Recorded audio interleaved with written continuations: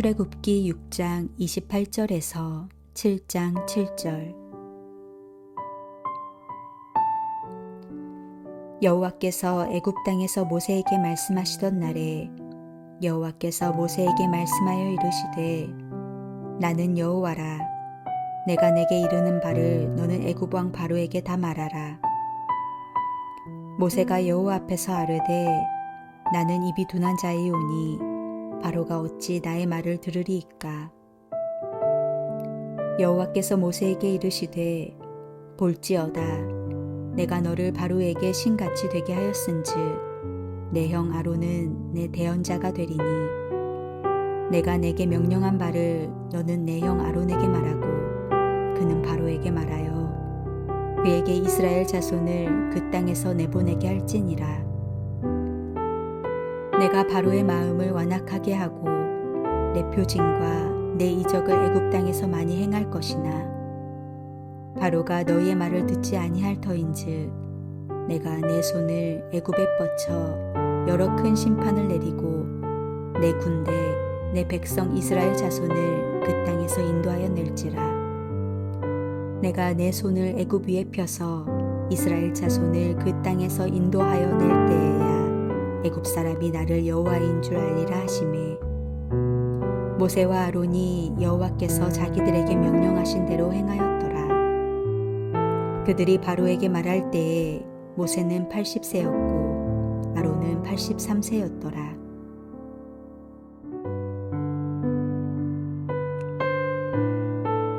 광야에서 돌아와 바로 앞에 섰던 모세는 그의 냉담한 반응에 낙심했습니다.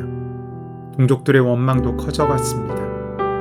자신이 할 수 있는 일은 아무것도 없다는 무기력감이 그를 사로잡았습니다. 하지만 하나님께서는 절망의 자리에 선 사람을 찾아오시는 분이십니다. 하나님께서는 바로에게 쫓겨나고 백성들에게 거절당해 의기소침해진 모세를 다시 부르십니다. 이스라엘을 해방시키시라는 하나님의 꿈은 지연될 수는 있어도 무력화될 수는 없기 때문입니다. 하나님은 모세와 아론을 다시 바로에게 보내시면서 모세는 그 하나님의 대리자답게 위엄을 가지고 바로와 맞서고 아론은 그를 대신하여 말을 전해야 한다고 말씀하십니다. 바로가 모세의 요구를 금방 들어주지 않은 것은 하나님의 뜻입니다. 단 한 차례의 요구로 바로가 응답했다면 출애굽은 아주 싱거운 싸움이 되었을 것입니다. 인간적인 사건으로 귀결되고 말았을 것입니다. 영웅적인 모세만 드러나고 하나님은 잊혀지게 되었을 것입니다. 바로가 이해심이 많은 좋은 군주로서 사람들에게 칭송을 받든지 아니면 모세의 뛰어난 협상력이 역사에 남을지 했을 것입니다. 그러나 출애굽은 모든 것이 하나님께서 주도하신 사건입니다. 바로의 마음을 강팍하게 하셔서 금방 출애굽을 허용하지 않게 하신 것도 다 하나님이 하시는 사건임을 깨닫게 하시려는 것입니다. 출애굽기에 유난히 많이 나오는 구절은 너희 하나님 여호와인 줄을 너희가 알지라 라는 말입니다. 이것은 출애굽기에서 가장 중요한 주제 중에 하나입니다. 1절에서 7절 사이에는 하나님의 단호한 의지를 반영하듯이 내가 혹은 내 손, 내 백성이라는 단어가 등장합니다. 출애굽 사건은 모세와 아론의 탁월한 지도력으로 인해 가능했던 것이 아니라 역사를 바꾸시려는 하나님의 의지 때문이었음을 우리에게 상기시키는 대목입니다. 출애굽을 이룬 것은 모세가 아닙니다. 모세는 그저 하나님이 붙잡으신 지팡이에 불과합니다. 죽을 수밖에 없는 아이를 건져주신 것도 하나님이셨고 광야에서 불러주신 것도 하나님이십니다. 그 믿음 위에 온전히 서야 우리는 흔들리지 않을 수 있습니다. 모세와 아론의 출애굽 요구에 바로는 고도의 통치수를 발휘하여 이스라엘 공동체의 내분과 반목을 격화시켰습니다. 당연히 모세는 크게 낙담했습니다. 호렙산에서 받은 소명과 하나님이 주신 확신은 크게 흔들리게 됩니다. 그는 하나님을 원망합니다. 어찌하여 자기처럼 작은 자를 애굽으로 보내셨냐고 푸념하기도 합니다. 본문은 이렇게 흔들리는 모세를 바로 잡아주시기 위하여 모세의 소명과 사명을 재확인시켜 주시는 대목입니다. 모세를 위로하시고 격려하시면서 출애굽은 모세가 이루는 것이 아니라 하나님께서 이루시는 사건임을 분명히 하고 계십니다. 출애굽은 네 가지 차원의 관계가 얽혀서 일어나는 사건입니다. 모세와 이스라엘 백성과 바로와 하나님의 관계입니다. 이 모든 관계를 끌고 가시는 주체는 하나님이십니다. 첫 번째 시도가 실패하자 모세는 크게 낙심합니다. 그런 모세를 향해 하나님은 재차 하나님을 드러내십니다. 용기와 위로를 주기 위함이십니다. 하나님께서는 계속하여 모세로 하여금 이 사역을 감당하게 하십니다.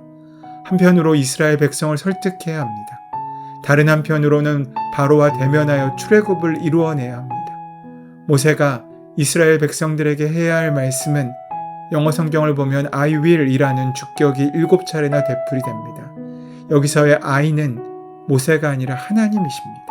이 모든 일의 주체가 하나님이심을 드러내고 있는 것입니다. 출애굽은 바로의 정치적인 통치술로 하는 것이 아니고 모세의 영도력으로 하는 것도 아니고 여호와 하나님의 뜻대로 이루신다는 것입니다.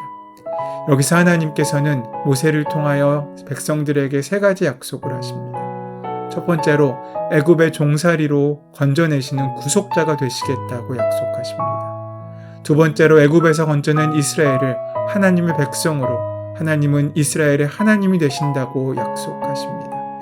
세 번째, 이스라엘을 약속의 땅인 가나안으로 인도하시겠다고 말씀하십니다. 이것을 흔히 출애굽의 복음이라고 이야기합니다. 출애굽은 철두철미하게 하나님께서 하시는 구속사임을 다시 한번 확인시켜주고 있으신 것입니다. 모세는 이와 같은 하나님 말씀을 이스라엘 백성들에게 전달했지만 무거운 노동에 지치고 기가 죽어서 모세의 말을 도무지 들으려고 하지 않았습니다. 처음 출애굽의 소식을 들었을 때와는 너무나 대조적인 모습입니다. 잠시의 고난과 탄압으로 기쁨과 소망이 금방 원망과 좌절로, 믿음과 순종이 불신앙과 불순종으로 바뀌게 된 것입니다. 이렇듯 백성들도 모세의 말을 듣지 않는데 하나님께서는 바로에게 가서 하나님 말씀을 전하라고 말씀하십니다. 여호와께서 모세에게 말씀하여 이르시되 돌아가서 애굽 왕 바로에게 말하여 이스라엘 자손을 그 땅에서 내보내게 하라. 출애굽을 그 앞에 요구하라고 말씀하십니다. 여기서 모세가 뭐라고 대답합니까? 모세가 여호와 앞에 아뢰어 이르되 이스라엘 자손들도 내 말을 듣지 아니하거든 바로가 어찌 들으리이까? 나는 입이 둔한 자이니이다. 입이 둔한 자라는 말은 우리가 이미 들어본 말입니다. 하나님의 소명을 거부할 때 쓰는 상투적인 모세의 변명입니다. 이스라엘 자손도 설득하지 못하니 이 입술로 어찌 저 권력자인 바로를 설득할 수 있겠습니까? 내 동족인 이스라엘도 내 말을 듣지 않는데 하물며 저 강팍하고 완고한 바로가 내 말을 듣겠습니까? 저는 입술이 둔하고 능력이 모자라 못합니다. 라는 모세의 주저함과 열등감이 다시 드러나고 있는 것입니다. 백성들의 부정적인 반응에다가 바로의 완고함에 기가 질려 크게 낙심한 모세의 모습을 우리는 볼 수 있습니다. 이러한 모세의 모습에 대한 하나님의 반응이 무엇입니까? 출애굽의 사실을 이스라엘에게도 알리고 바로에게도 알리라는 것입니다. 모세의 힘과 능력으로 하라는 것이 아닙니다. 만약에 모세가 그 일을 감당해야 되면 이 모든 것은 모세의 고민거리이고 모세의 숙제일 것입니다. 하지만 모세의 일은 출애굽을 이루는 것이 아니라 출애굽을 하시겠다는 하나님의 뜻을 백성과 바로에게 전하는 것입니다. 출애굽은 모세가 하는 것이 아니기 때문입니다. 전능하신 하나님께서 하시는 일이기 때문에 그 하나님만 믿고 담대히 끝까지 나아갈 수 있는 믿음을 확정하라는 것입니다. 새로운 세계는 저절로 오는 법이 없습니다. 해산의 고통을 거치지 않고 태어나는 생명은 없습니다. 땀 흘리지 않고 얻어지는 열매는 있을 수 없습니다. 이스라엘의 해방이라는 역사를 이루시기 위해 하나님은 먼저 완악한 바로의 마음을 꺾으셔야 했습니다. 그래서 그 땅에 많은 표적과 이적을 행하시려고 하십니다. 표적과 이적은 이스라엘의 해방을 지향하지만 그보다 더 근본적인 목표가 있습니다. 그것은 하나님의 위엄과 영광을 드러내는 것입니다. 7장 5절 말씀에 내가 내 손을 애굽 위에 펴서 이스라엘 자손을 그 땅에서 인도하여 낼 때에야 애굽 사람이 나를 여호와인 줄 알리라 하시매. 출애굽의 길이 평탄치 않지만 힘들고 어려운 길이지만 하나님께서 능력으로 도우시겠다고 약속하고 있으신 것입니다. 바로가 고집을 부릴 때마다 애굽 땅에 하나님의 표적과 이적을 더 많이 드러내시겠다는 것입니다. 하나님의 손을 들어 큰 재앙으로 애굽을 치시고 이스라엘을 출애굽시키시겠다고 약속하고 있으신 것입니다.